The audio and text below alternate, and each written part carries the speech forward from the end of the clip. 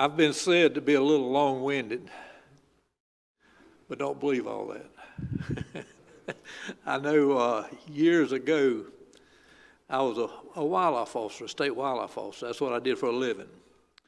And I dealt with a lot of hunters and men and did a lot of programs in churches and hunting clubs and things like that. And I was always terrified to speak before a group. It didn't matter if it was Cub Scouts. My hands would be so sweaty, and I'd be just terrified and just waiting to get this thing over with, because I didn't like to speak to people like that. But you know, when God took hold of me, He gave me a spine. I can talk before any group now. It don't matter who it is, because God made me courageous and brave in His name. Some people said He gave me too much of a spine. I don't know, but I don't think so. But I'm delighted to be here today. Let me give you, the ones that don't know me, I started out poor and had an abusive alcoholic father who worked me and my brother to death. I mean, he rented us out, we farmed, we did tobacco, cotton, it didn't matter. Anywhere we could make a few dollars to support his drunken habit. And to show you God's grace, that man had never stepped in the doors of a church. He had never encouraged us to go to church. He wouldn't let us go to church because we had to stay there to help support his habit. On that man's dying bed, he lived 2 days longer. Some men had been visiting him. Before he died, 2 days before he died, he gave his heart to God. It's never too late. You don't want to push it now, but it's never too late. And that man asked to see the boys. That's what he called us, the boys. Because he wanted to be forgiven by us. He'd already been forgiven by God. He wanted to be forgiven by us. That man was changed. We went in to see him, and we didn't recognize that man. That was a loving man there. He was not that abusive alcoholic that had come in the middle of the night with a stench on him that you just had. It was unbearable in that house with him in there. This was a changed man. God had redeemed his soul. The old father that we knew was dead. He was gone. But this new man, I just wish, and I thought to myself, why couldn't we have had him years ago? But it was wonderful the time, with those 2 days, that we could really enjoy having a father that really loved us. But that didn't change me that much, because I hadn't gone to church. I hadn't been told how to act. So I grew up tough. I was always had a little more mouth than I needed when I got drunk, and I'd got drunk a lot. When I was in high school, I was an alcoholic. You know, they say that kids that grow up in an alcoholic situation, they'll turn out a lot of times to be alcoholics. And I did. But I was always a little too small for the mouth I had. So you can believe I carried a lot of whippings. Our father didn't whip us anymore, but all these men did in these clubs and all, where I'd go running my mouth. I wrecked cars. I wrecked my cars, my brother's cars, everybody's cars. If they let me drive it, chances are, and I'm still a bad driver. But when I was drunk, I was a horrible driver. There was a good chance that if they let me use their vehicle, they'd never see it like that again. But you know, God was there every time, because God had a plan for me. God's got a plan for everybody in here. How many missionaries do we have in this congregation today? Everybody in here is a missionary. It's your responsibility to share the word of God. If you believe in God, you're supposed to share. Go to the ends of the earth. That's what we're told. To share his message. When I went in the service, my brother was in the 82nd Airborne Division. I said, I want to jump out of an airplane too. They get $55 more a month. And I did. I got orders to go to Vietnam. But the last jump before I deployed, I got hung behind a C-130 airplane. And I hung behind that thing for almost 2 hours, slapping against the fuselage up.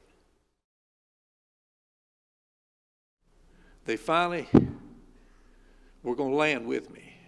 They had phoned Pope Air Force Base. But I got myself a loose. I finally got a snatch of that static line until it finally broke loose. And I went ahead and my chute deployed. I landed in trees, but I landed.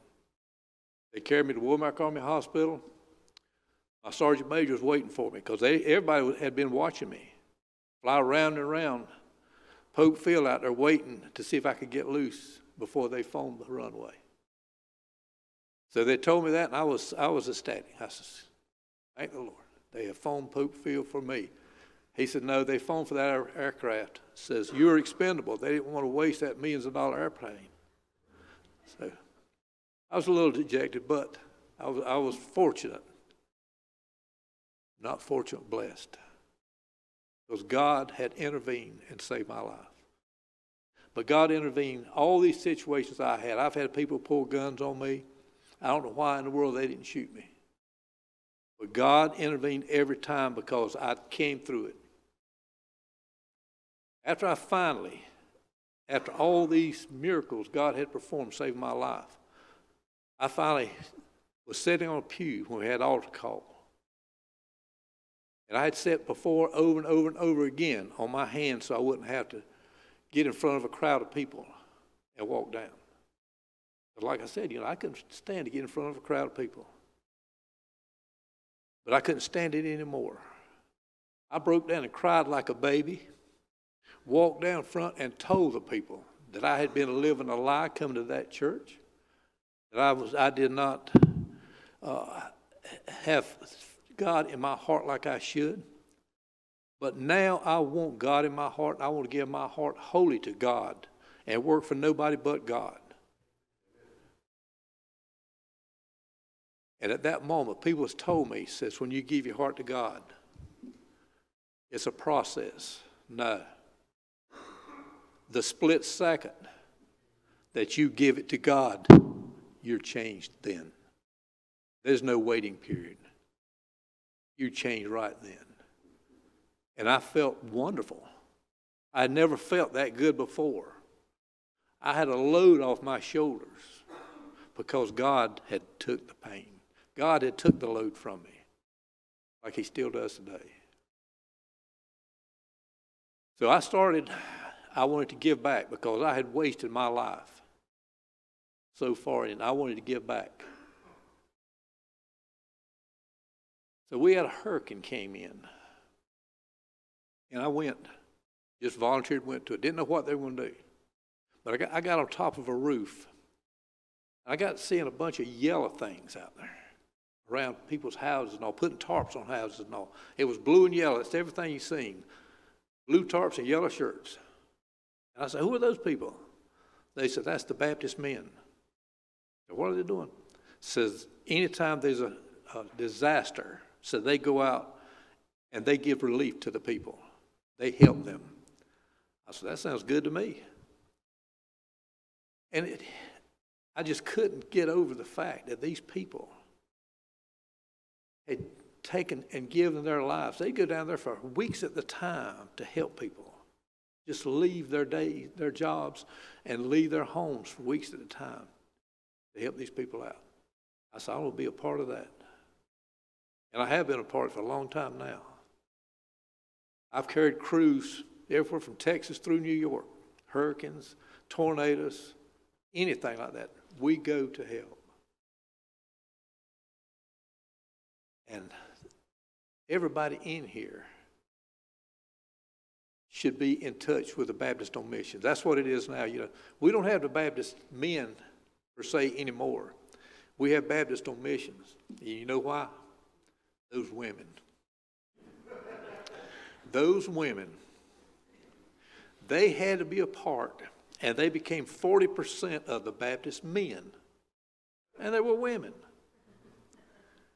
And what they told us was that we needed direction. And, you know, I could go back to my house and I could say, well, they got a point there. Because my wife gives me direction. And so now we're the Baptist on mission. They've just cut out the men. But, you know, they do a great job, too. My wife is very, very involved in it. She does administrative work with the Baptist on missions, and I do a lot of the recovery work. And I'll tell anybody, the best 6 months of my life on this earth is when they had me to go to Lumberton to run the rebuild center after Hurricane Florence. Because I got to hear the best testimonies that I had ever heard before from these volunteers going out and helping these people and hearing their stories and telling about how God had sent the Baptist on missions to help them. And that's exactly who sends us. You know, I don't care what's going on in this world today. God is still in charge. God's going to be in charge. God let some of these things happen. A lot of times it's to get your attention. But God tells us to do these things. I left some of these pamphlets up here up front, and this is about the Hurricane Florence rebuild. And Lumberton and Red Springs has 2 mission camps there. You know, a lot of people go on missions out of state, different parts of the state. Some of them go nationally. But the cheapest mission that you'll ever go on is one of these mission camps. It won't cost you a dime, and you will get fed and housed and hear the word every minute that you're there. So I encourage you to read that pamphlet. And this is one of our magazines that comes each month. It'll give you an update on our schools that we've got to train you so you'll know how to do this work. But you know, we get most of our training from God while we're doing the work. Because God directs everything that we do. We cannot succeed in anything without God. Our project coming up now is the women's home at Samaritan's Colony. The Baptists on missions are going to do all the labor for it. God is going to be in charge of directing everything that's done.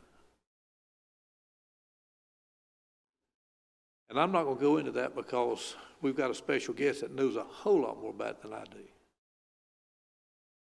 Constance Pearson will be the director of the women's part of Samaritan's Colony. And she has browbeat me so much about the colony and telling me what I need to do and all. And I'm going to do everything she tells me to. Because those women, they're going to still be in charge. No matter what we think we are, we're the men of the house. And we are, you know, we got to be the man of the house. But the women in the background is going to be telling you how to be the man of the house. Thank you.